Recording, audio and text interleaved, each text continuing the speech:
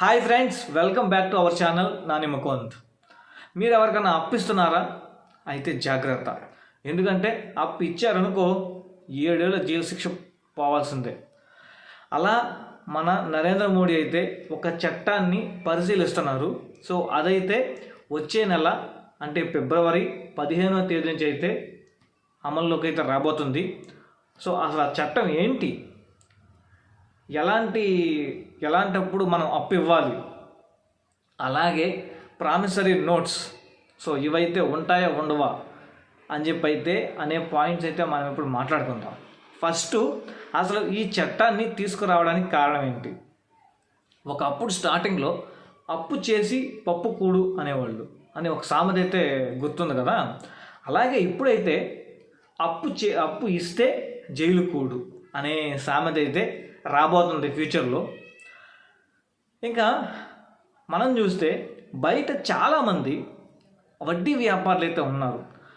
వడ్డీ వ్యాపారులు కానీ కుద వ్యాపారం కానీ ఇలా చేస్తుంటారు. చేసి ఇంట్రెస్ట్ 3 రూపాయలు, 5 రూపాయలు, 10 రూపాయలు ఎంత పడితే అంత తీసుకుంటుంటారు.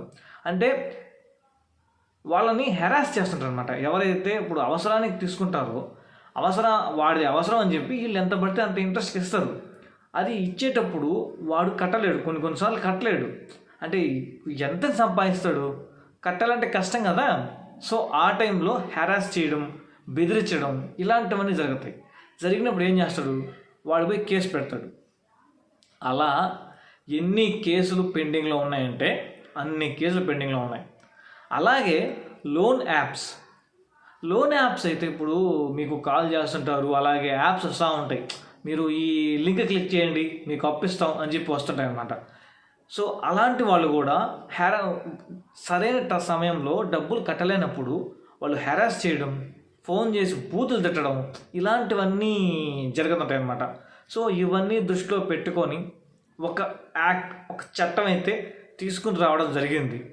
అసలు మీరు ఎవరికి అప్పు ఇవ్వచ్చు, ఎవరికి ఇవ్వకూడదు, అలాగే ప్రామిసర్ నోట్ అనే మనకి తెలిసే ఉంటుంది. ఆ చట్టం అనేది ఉంటుందా, గాల్లో కలిసిపోద్దా అనే దాని గురించి అయితే మనం మాట్లాడుకుంటాం.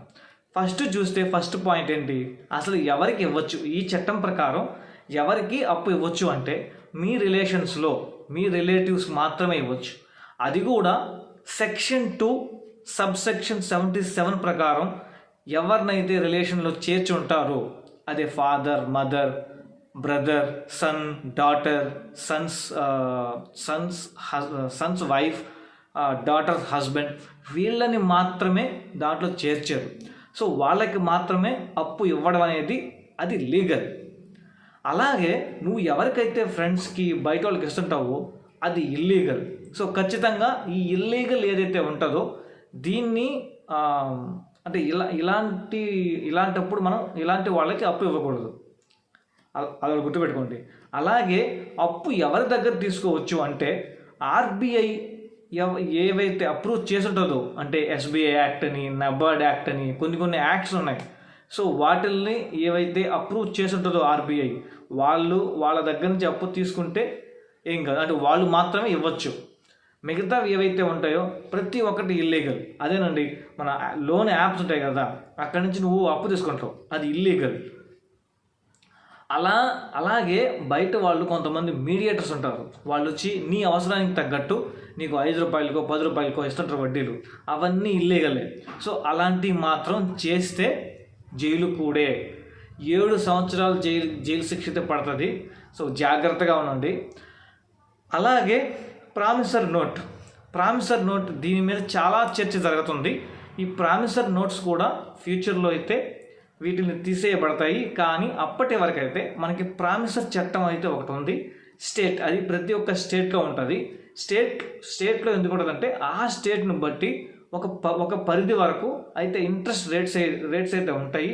అక్కడి వరకు మాత్రమే ఆ ప్రామిసర్ నోట్ వర్క్ అవుద్ది. సో మోర్ దెన్ దట్ వెళ్తే అది కూడా వర్కౌట్ అవ్వదు. సో ఇచ్చేటప్పుడు జాగ్రత్తగా ఈ పాలసీస్ అన్నీ తెలుసుకొని అయితే అప్పు అయితే ఇవ్వండి. లేదనుకో 7 సంవత్సరాల జైలు శిక్ష పడుతుంది. అలాగే నీ ప్రాపర్టీస్ ఏవైతే ఉంటాయో మొత్తం సీజ్ చేయబడతాయి. ఇదైతే గుర్తుపెట్టుకొని మీరైతే అప్పు అయితే ఇవ్వండి, లేదనుకో పంబా బాబా అంటది. ఇంతే ఫ్రెండ్స్ ఈ వీడియోలో. మరి నెక్స్ట్ వీడియోతో అయితే మీ ముందుకైతే వచ్చేస్తాను. Until then thank you, bye bye.